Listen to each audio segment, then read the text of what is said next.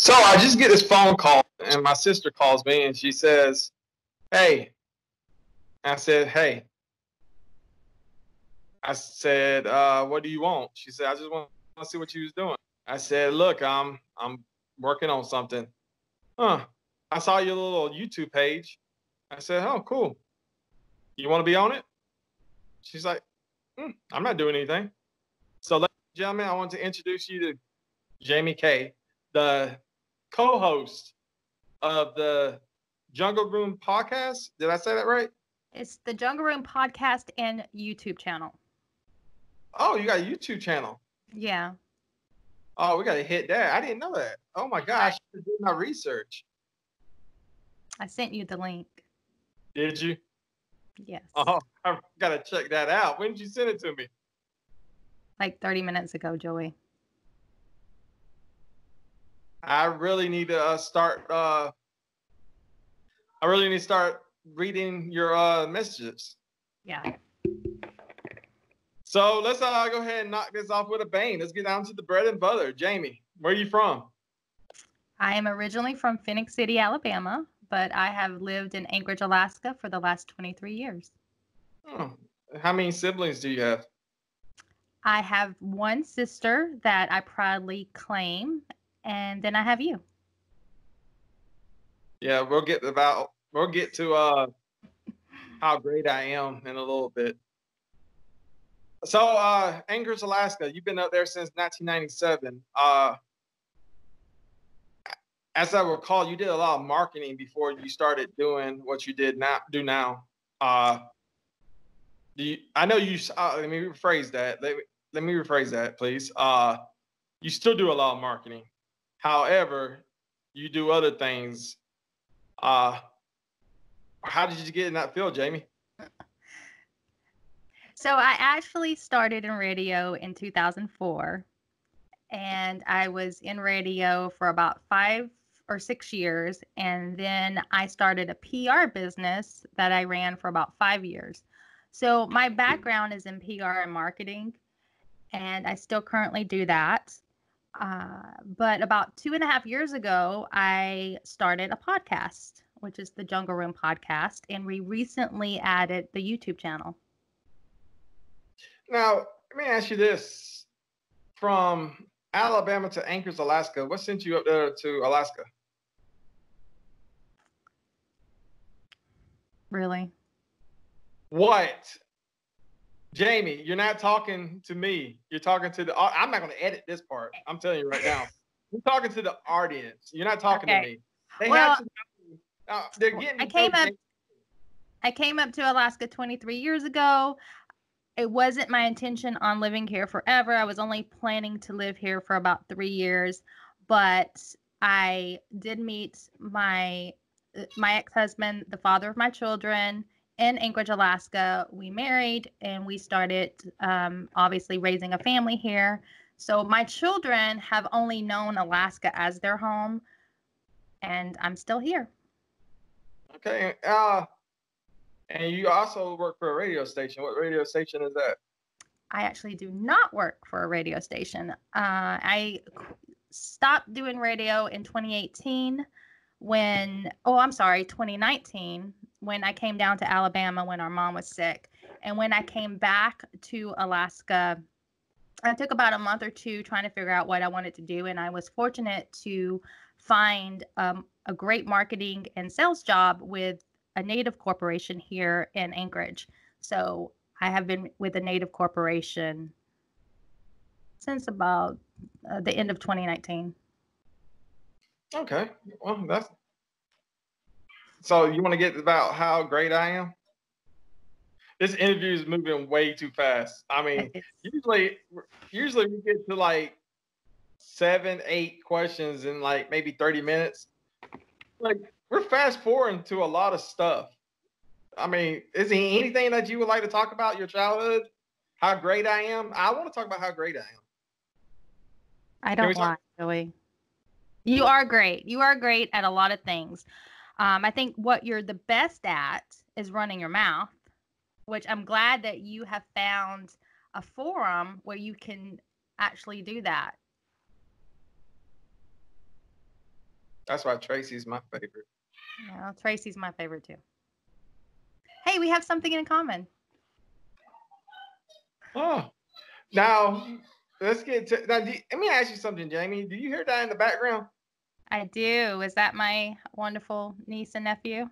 Yes, because this interview was kind of unplanned. So, and I kind of got like a little studio now.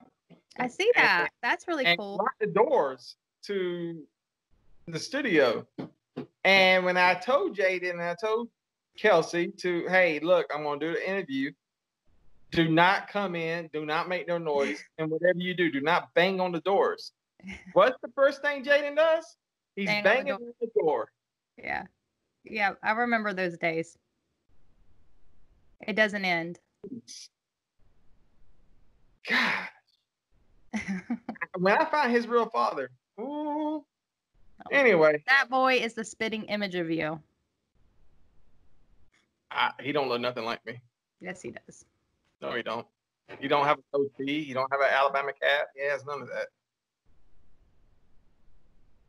You know, your son Eric, that boy looks like me. Not since he lost weight.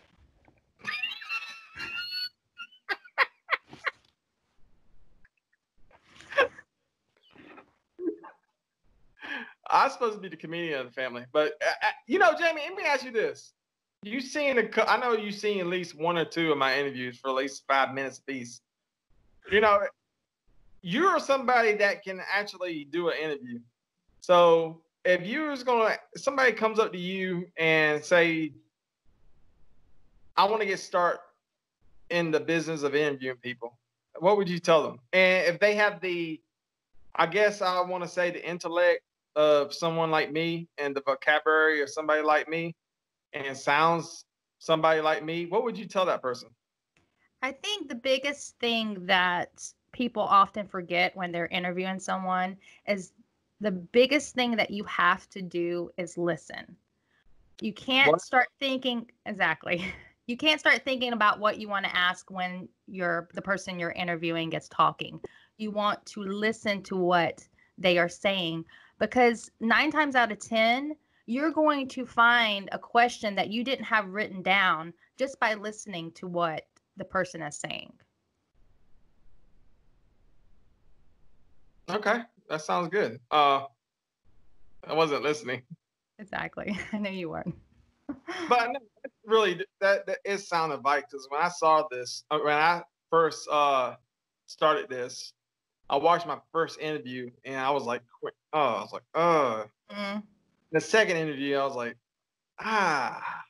and the third interview was even worse. And even this interview, it's not really that good. You can hear people have told me, like, you know, you need to work on this, you need to work on that. Is stuff you need to work on. You stutter. You say a lot. Yeah. I do too. And I think what has helped me is watching and listening to previous interviews. And look, I am not the queen of interviews. I think I suck as well. But learning how to edit your interviews is going to be your new best friend. You can edit out the uhs and the silences. But practicing with your spouse, even with your kids, practicing in the mirror, I think has helped me. And I used to stutter, and I still do a little bit as an adult, especially when I'm nervous and I'm stressed out. And I think that component of listening to the person who is talking has helped me slow down when I'm speaking, because I'm trying to match their tone of voice. And I also think charisma has a lot to do with it. Charisma is not something that you can teach. And people say all the time, you know, when they're around me, you know, you should be a comedian. But as soon as I put this camera on, you get nervous. You watch the top 10, you know, Raphael is the funny one. And then 30, 40 minutes after we stopped recording, I said, I should have said this. Yeah, I do that too. But you know, with you got that natural charisma that, you know, when you walk into a room, people just suddenly, the room just lights up. You always had that.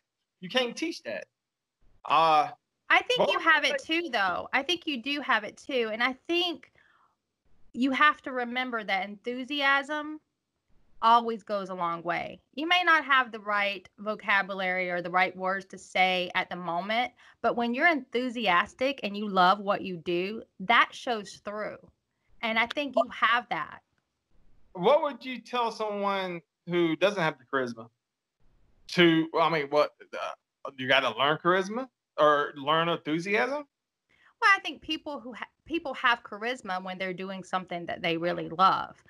You can tell someone who's an introvert, they're not going to go out and start public speaking. They're not going to go into big parties and big groups. I think when you're in a situation which you are really wanting to be in and you're doing what you love, that's where charisma comes into play. Yeah. Speaking of charisma, Mike Ford, how's he doing? Mike is great. It is his wife's birthday this weekend, and so they're out fishing. Which, by the way, he's someone else you should have on your show. He really is a huge fan of your channel and of you.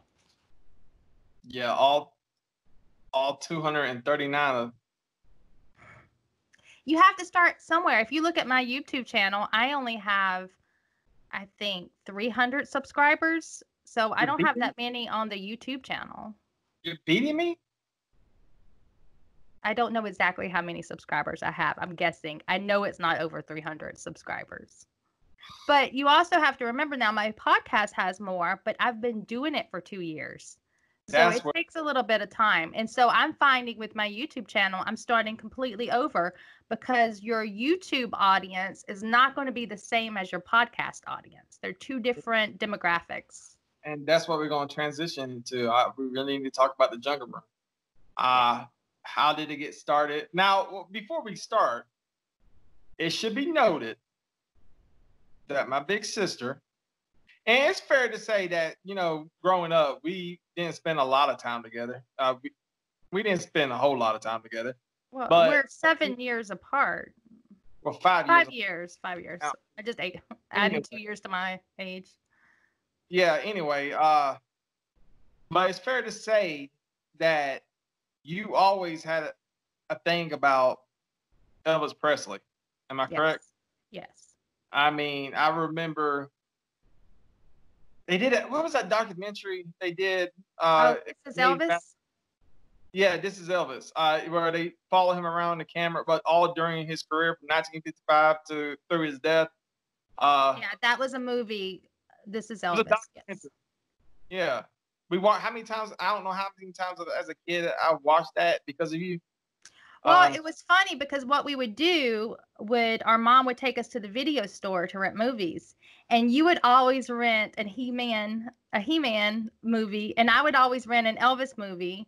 I don't know what Tracy would rent. Who knows? Something demonic. What? Something demonic. Yeah, probably.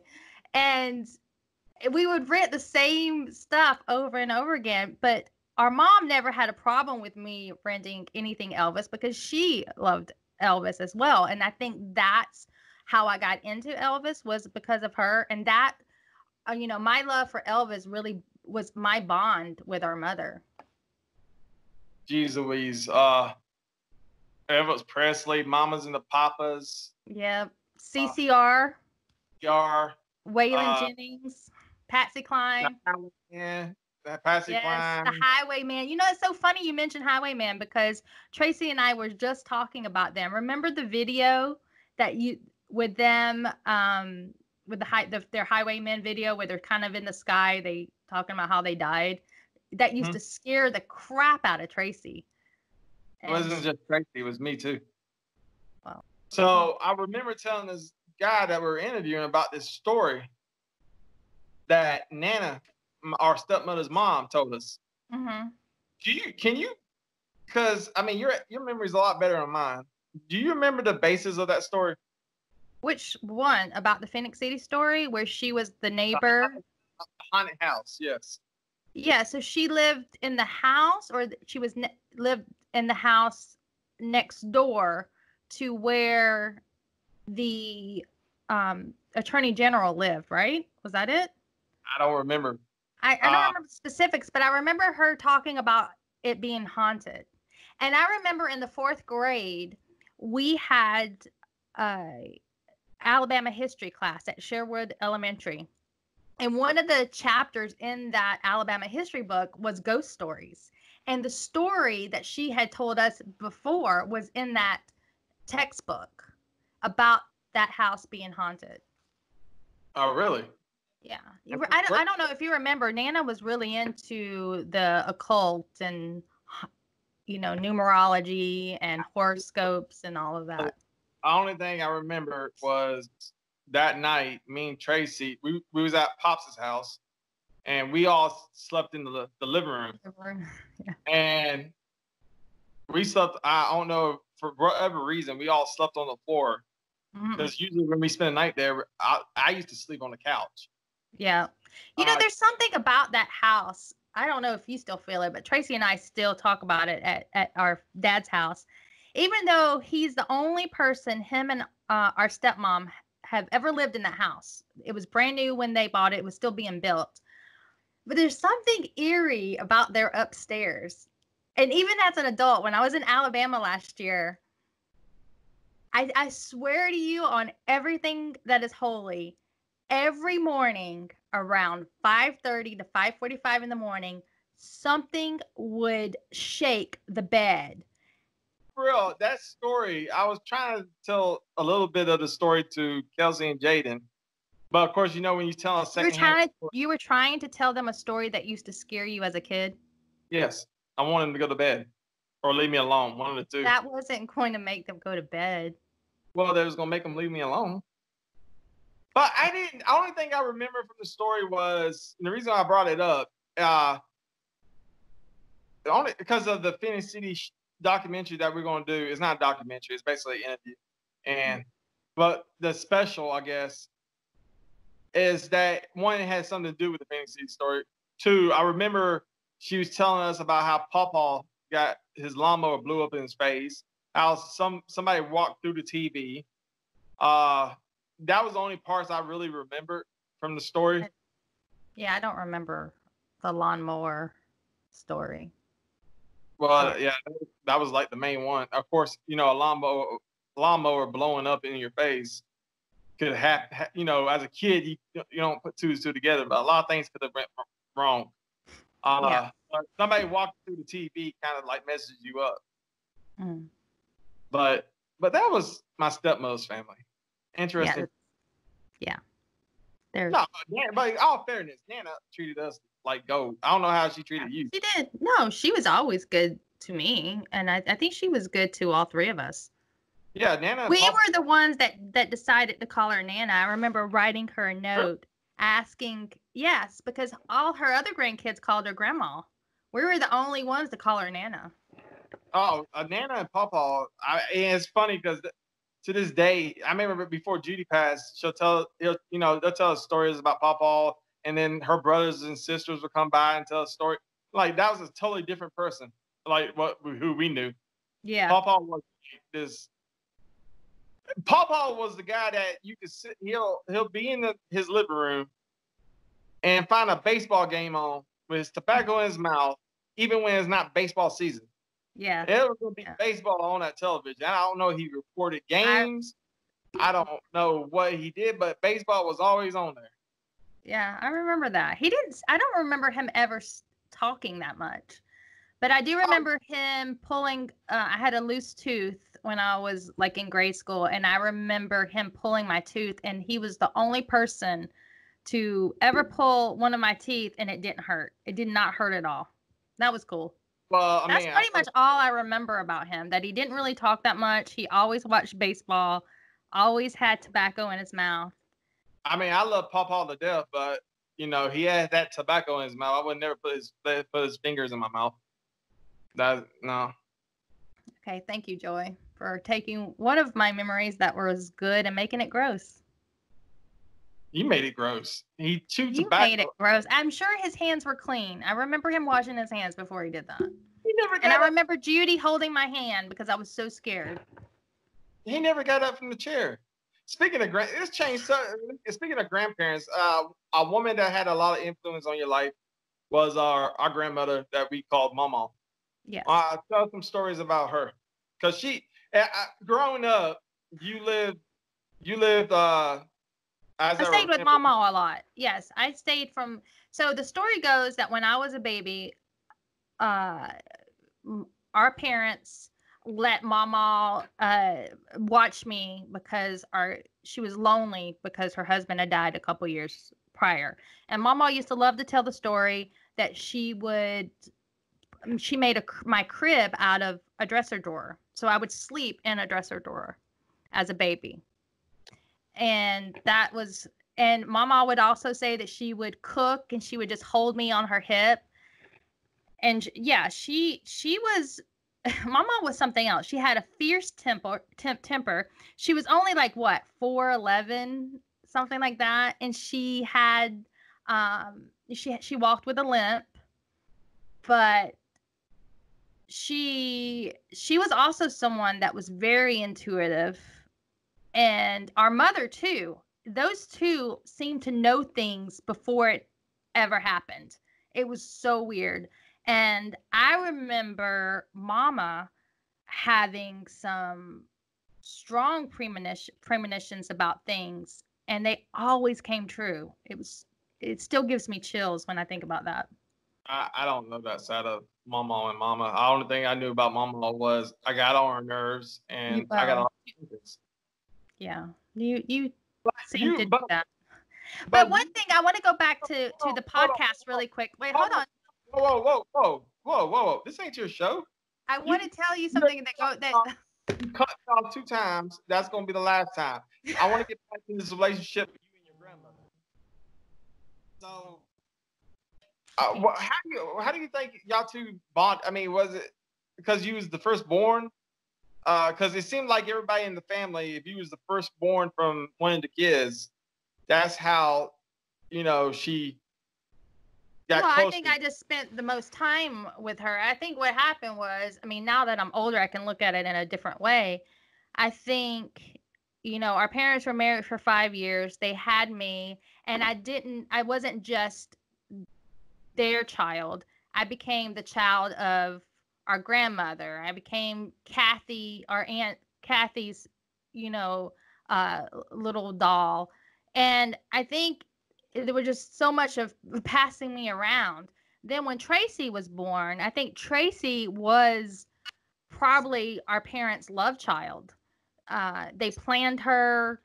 She was the gorgeous baby, gorgeous little girl. And I think that they were, mom and dad were more territorial over Tracy and just didn't. I would go and spend the night over at Mama's house, but Tracy wouldn't. And then you were like the oops that they decided to keep. And then they divorced shortly after you were born. So I mean, coincidence? I don't really know.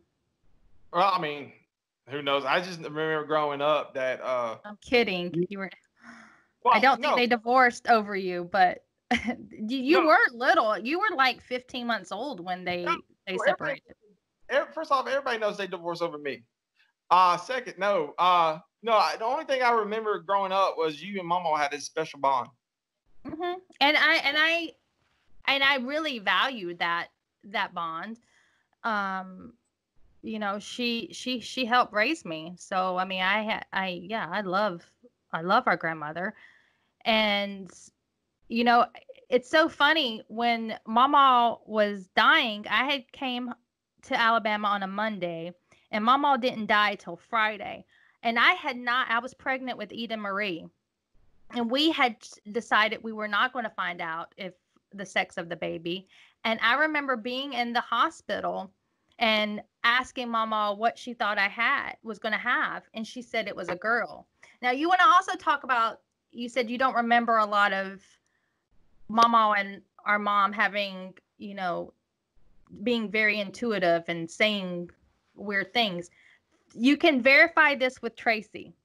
So this was probably that Wednesday of that week before Mama died. And, remember she was going in and out of consciousness.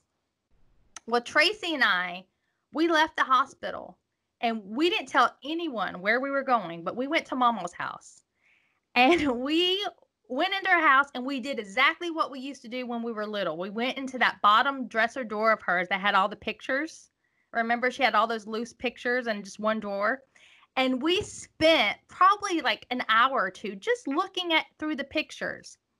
And then we left. When we got back to the hospital, Mama, as we walked in, Mama looked at us and said, "Did you guys put my things back where they belong?" Mm. It like freaked us out. So, because no one knew where we were. Those were one of the things that, showed that they were a little. Well, we can go all day long without stories about our grandparents, like Nana, Papa, and Mama. But one story, I want to leave this topic with this story. You remember Judy's graduation part? Well, you wasn't down here, but Judy had a graduation. A retirement party. My name is Toby. You remember? Was you down here for Judy's retirement party in 2002? You know what? I feel like I was because I heard all about it that night and the next day. But I wasn't there. But I know everything about it. Yes. That's another show. No, you know what? I tell you what. Wrong one. The reason why I was saying graduation party, I had this picture of our aunt Carmen's daughter that I met at our cousin's graduation party when she graduated from Harvard. And it was a time when Danielle graduated. Okay. It was the first time I ever went to New York. I went up there with Judy, Pops, and Christina, and somebody took a picture of me and Carmen's daughter, and I mean we hit it off nicely, and she was a nice person. And of course Carmen, we met a couple times. She seemed very nice, but anyway, somehow that picture, Mama got a hold of that picture. And until the day she died, she had that picture on her wall. You know why? Because she thought it was a picture of me and Tracy. The lady looked nothing like Tracy. Just because she was a darker color? Well, I don't know why she thought that. That is so horrible. That sounds like Mama. And Mama was sitting there arguing with me because I told her, that's not, why you got the picture of me and my cousin? That's you and Tracy. No, that's not Tracy, Mama. Joey, you get him on my nerve. I'm like, Mama, but that's not, shut up. And then, when Mama told you to shut up, you shut up. And this story, let's not kid each other.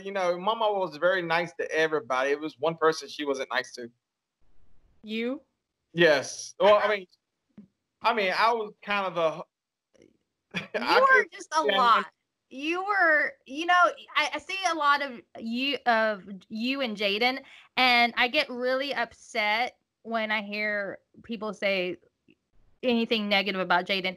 Jaden is so smart and he has so much energy. I feel like you had a speech impediment when you were little, and I saw this with my son Jacob. And what happens is children get really frustrated when they know what they want to say, but no one understands them. And I think when you're really an intelligent child and you're gifted, you are going to find yourself being more bored because you're not getting that stimulation that you need intellectually. And I saw that with you, and I saw it with Jacob, my son, and I see it with your son. In all fairness, I wasn't intelligent, but let me tell you this. Earlier today, about maybe 20 minutes before you and me logged on, I asked Raphael, did he want to, Raphael, our cousin, co-host of the Top 10, check it out on Thursdays on my YouTube channel. Anyway, I said, do you want to, me and Jamie going to do an interview. Do you want to be a part of it? He said it was busy. So the whole time me and you've been interviewing, if you watch this on YouTube, you're going to hear a little beep, buzzing and stuff. Yeah, I saw that. Yeah, Raphael calling in. And I kept telling Raphael, like, just stop it. Like, why don't you let him in on the show? No, how do you do that, Jamie?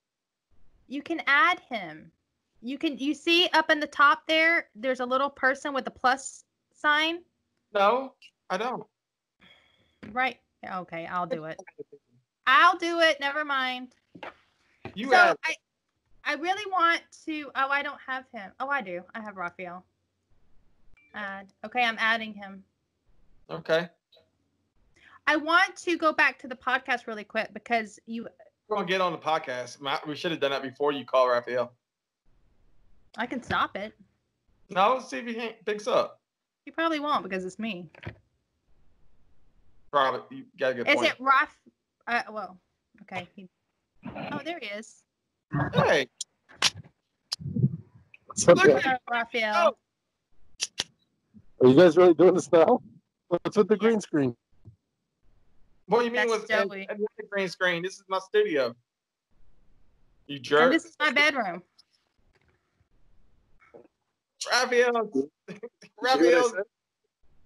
Raphael's bringing New York City to the Carolyn's Treasure Shop. Raphael, what the hell are you doing? I just took off my mask to prove that it's a scam-demic. Oh, God. Okay. I'm kidding. You should have seen your face, Jamie. It was great. Priceless. And listen, I can't hear you guys because I'm doing this off my phone and I'm in the middle of the street. Okay. You was calling in, so we wanted to say, hey. Hey. So Hey. what are you going to put on your green screen? I don't have a green screen. Oh, great. Listen, don't put... It's going to be a poster, Raphael. Just like that, right there. That's going to be the image behind you, Joey. Yeah, we heard every word you said, Raphael. But Raphael, we know you're busy. We want to say hello because you was calling in 15,000 times. Yes, I wanted to speak to Jamie. Hi, Raphael. How are you? That's a fancy bed. That's one of those Flanagan fancy things. This is my studio, but not for long. We are buying a house, so I will have a legit studio very soon. Great. Yeah. Cool. We'll do that. We need to do an episode with the three of us. I would be down for that. Let's do that next week. Okay. All right. Bye. I'll talk to you later. Okay. Wow. That was amazing. I got goosebumps. It's like the Jungle Room meets Carolyn's Treasure Shop meets the Top 10 all in one episode. So why do you call your show Carolyn's Treasure Shop as well? It's sort of confusing. We're going to get into that, but I wanted to talk about the Jungle Room first. But if you want to go ahead and get started with that, we can. Then we'll jump into the Jungle Room and how it got started. So a lot of people don't know this. Carolyn's Treasure Shop started with the help of one person and one person only, my daughter Kelsey. And really nothing, not a funny joke. No, I love Kelsey. Okay, that part is gonna be edited. See, because obviously you didn't get the joke. Anyway, so a lot of people don't know this. When I started Carolyn's Treasure Shop, Jamie was the one that helped me get started. Jamie bought my website. Jamie pretty much told me how to do this, how to do that. I designed your website. I didn't buy it. I designed your website and I paid for the domain and stuff. Well, actually, the funny story was I bought the domain first and then you bought another domain. And I was like, damn it. But no, Jamie designed my website. Jamie actually was the one that named Carolyn's Treasure Shop. So what were your memories of how Carolyn's Treasure Shop got started and what was your input and everything that you taught me? Can you remember anything from that point? Well, Carolyn's Treasure Shop was actually started by our mom. She sold the rings and she had a lot of inventory. She had earrings, pictures. She had a cute little setup.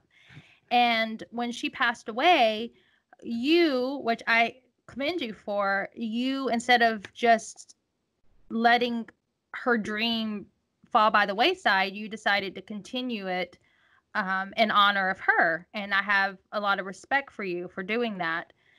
I feel like the rings, the replica of the championship rings are a huge item. I know a lot of people enjoy buying those, and you've come a long way in just a year's time.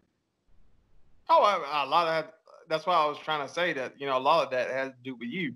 I mean, you was the one that named the store. Did I? I don't remember that.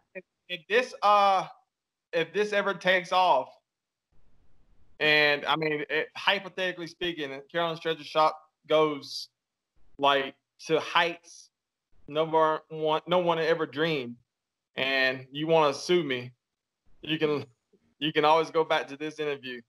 Okay. What is it exactly that you are hoping to build with Carolyn's Treasure Shop? Whoa. That was the weirdest okay. That was like, I just smelled something okay. Like, no, you're not going to be stuck up on my show. I'm not stuck up. I'm just like, okay. But I was thinking, I want to know where you are seeing Carolyn's Treasure Shop in the next 5 to 10 years. What is your dream for it? Right now, it's just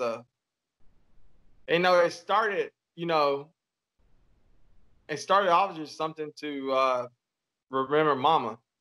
Mm-hmm. I didn't, when we were cleaning out her apartment, she had so many championship rings and so many. I'm not patting myself on the back on none of this, but it's gonna sound that way. But I'm not meaning it to. A lot of stuff I bought. Me and Kim were helping her, financially a little bit, and so was you, and so was Tracy. I wasn't the only person doing it. But a lot of that stuff I purchased so she can go out and sell. And instead of throwing it out, I was like, well, let me just, sell it. And originally, selling it was just a yard sale that we was trying to get rid of her couch and stuff like that. And because I didn't have no storage room for all of her stuff. I kept her. It's weird because I kept her tennis shoes. I kept her clothes. I won't get rid of that. But, some of the furniture and stuff like that, it had to go. So it started off like that. And then Mama also did stuff on Facebook, like the Facebook yard sales crap. Oh, yeah, so the marketplace, Facebook Marketplace, yeah. So I started doing that. And we started picking up a little bit of dough here and there. And then I was like, well, let me go. I hooked up with our cousin Susie. And I got a tax ID number, and it went from there. And then I was like, you know what? I hooked up with someone later on to he lives in Gadsden, Alabama.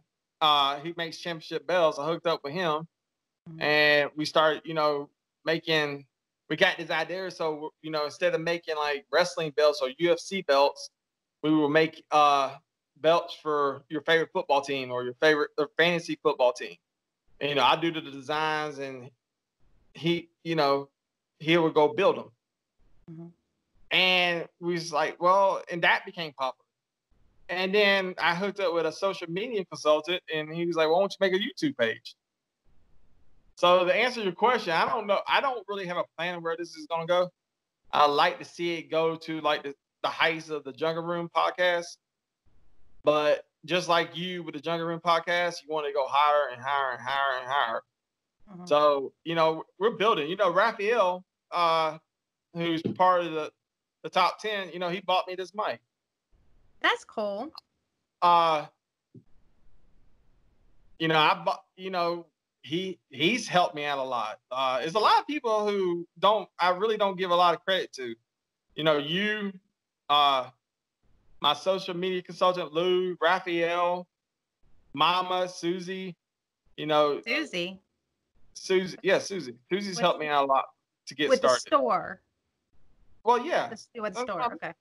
But see, that's what I was saying. I really think, this is just my opinion. I think you should have the name Carolyn's Treasure Shop for the store, but I think you need to come up with another name for your channel and have it sponsored by Carolyn's Treasure Shop.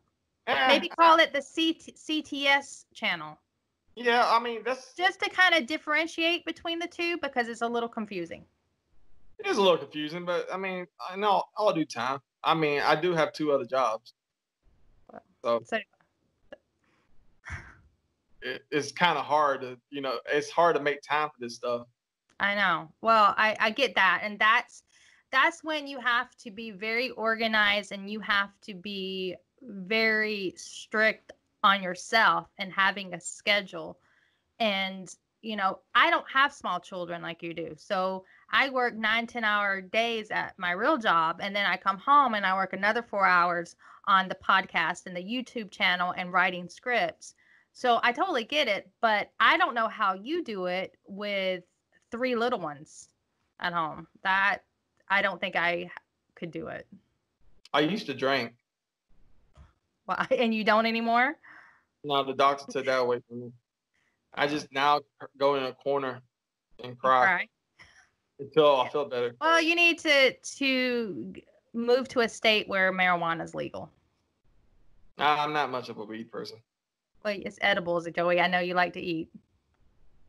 And they say I'm the funny one in the family. So let's get started with the Jungle Room podcast. Yes. Okay. Well, so the podcast actually came about because of our mother. I was working in radio and I was talking to a coworker and I voiced commercials. And someone had said, you really should do a podcast. People think I'm funny too, Joy. And so I was talking to our mother one day, and I was trying to come up with what my podcast would be about. And it was our mother who said, why don't you do a podcast on Elvis?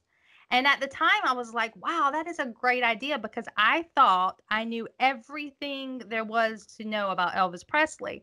Well, it turns out I only know about his relationships. Seems like I know a lot about that, but I don't know as much as I thought I did.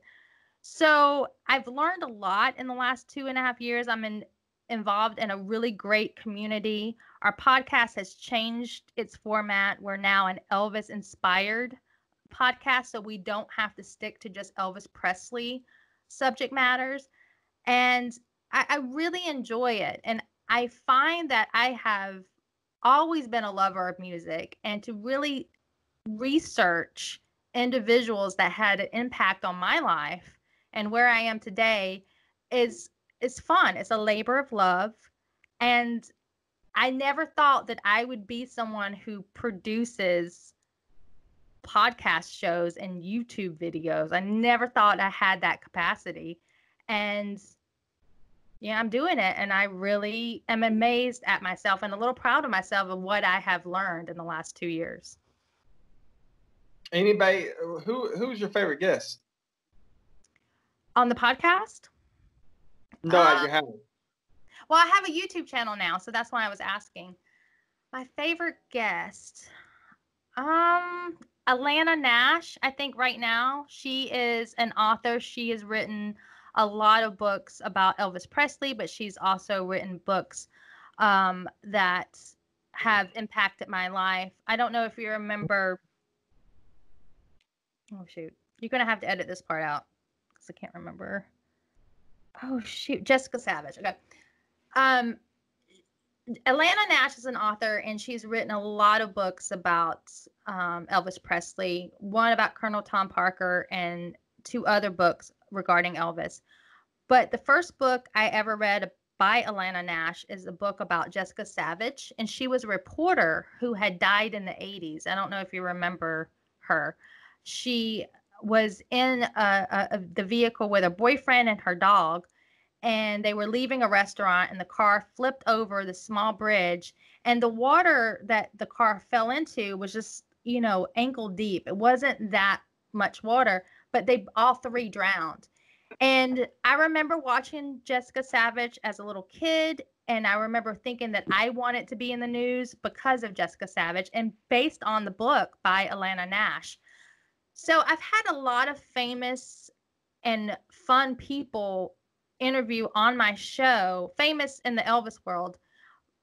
But I think I really enjoyed having her on, and I could go on and on about some of my other favorites. Now tell us about the YouTube. The YouTube channel just started a couple of months ago. We only have like 34 videos. I do a lot of lives that are based on trivia questions.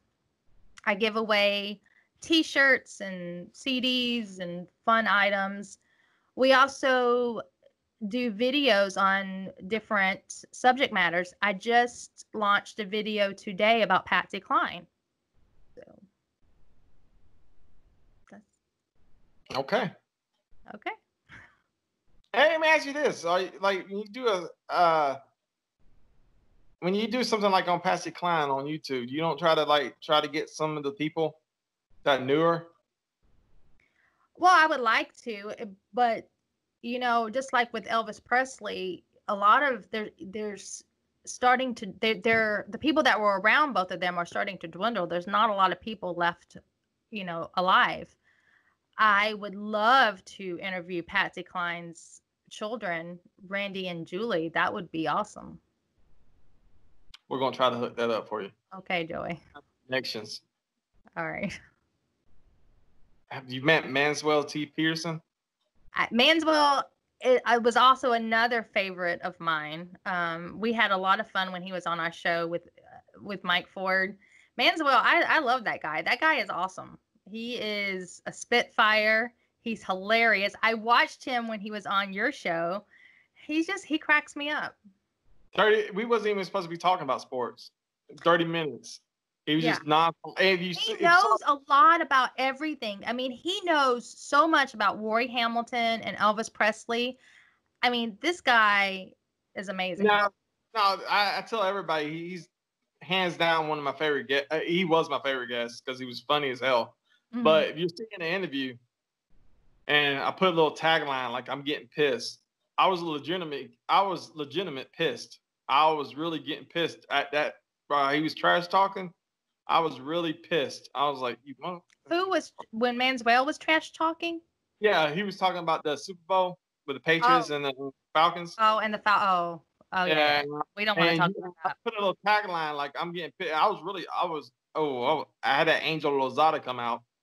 I was trying to, just shut up. Shut up. Don't say nothing. But no, he's actually my favorite guest of all time. And it's funny because when we started doing the YouTube page, and I was talking to my social media consultant, I told him, I was like, this is one guy I want to interview. And that's going to be our top level. This is going to be like, if we get to this, that means we're going to start taking off. Mm-hmm. And it was a comedian down here in Alabama by the name of Jermaine Funny Man Johnson. Yes, I saw that video. Yeah. And lo and behold, he was my number 3 episode. I was sitting there, and then we had Stingray as our number 2.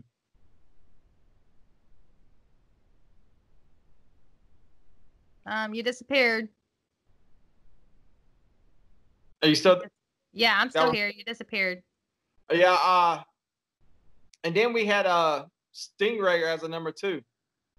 And it was like we started. And I was telling Lou because he was telling me, we need to start off at like high school, coaches and high school coaches. I was like, we can't go down. No, you can't go down. But you also can remember, you can make any interview with anyone as big as you want. That's the thing. I never say no to individuals because they don't have, because not a lot of people know who they are.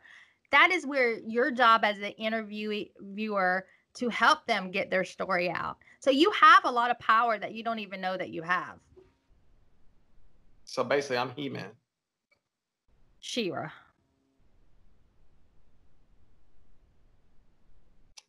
I'll take that. Okay. Anything you want to plug real fast before we sign out? I would like for people to subscribe to my podcast and YouTube channel. It is free, jungleroompodcast.com. You can find us on any platform that you listen to podcasts, Spotify, iTunes, Google Play. Our YouTube channel is youtube.com/The Jungle Room. And I'm telling you right now, before you go, you have to mention Mike Ford. Yes, Mike Ford. I have to mention. Can I just take a minute to mention some few people that helped me make my show a success? It's your show, kiddo. Go. Oh, it's my show. Well, no, I'm on your show. I know that. I was being sarcastic. Go. Okay. I want to make sure I give a huge shout out to Mike Ford, my amazing co-host. Also to my Jungle Room team, Jennifer Vogel. Whoa. We had technical difficulties. No, Okay. You got to start over. Okay. I want to make sure that I give a shout out to my amazing co-host, Mike Ford. Also to my Jungle Room team, Jennifer Vogel, Kyle Slingo, and Greg Webb. And to you too, Skeletor. You make that show best show ever. Do you listen to my show, Joey? Yeah. It's called The Jungle Room. What was my last episode about? Patsy Cline. That was the YouTube video today. What was my last podcast episode about? Oh, it was about Elvis. No. It was about Elvis. It wasn't about Elvis? No. And why do you have an Elvis-based podcast if it's not about Elvis? Elvis-inspired podcast. Elvis-inspired.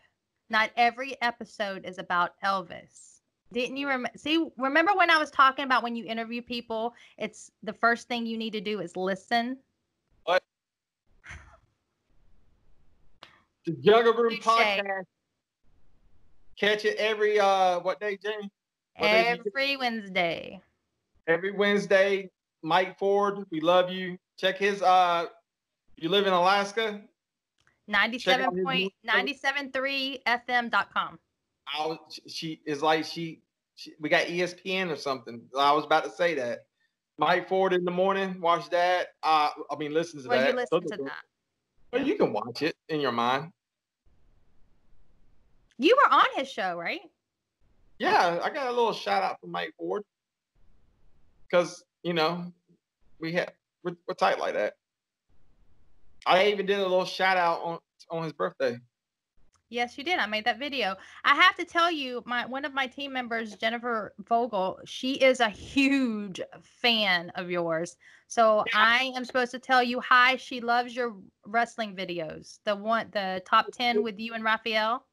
Yeah, she called me a doofus. Oh, she did? Yeah. She said something about that she commented on something of yours and you didn't comment back, and she was a little butthurt.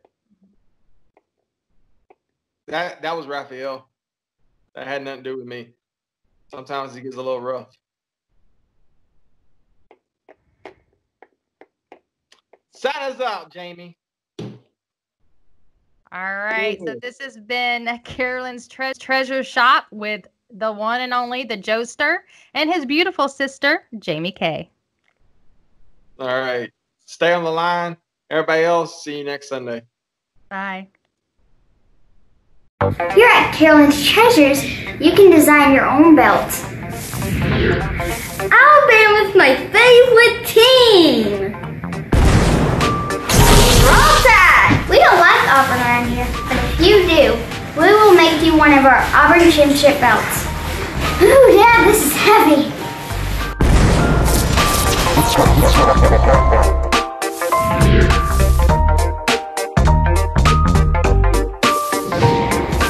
Don't forget our championship wings!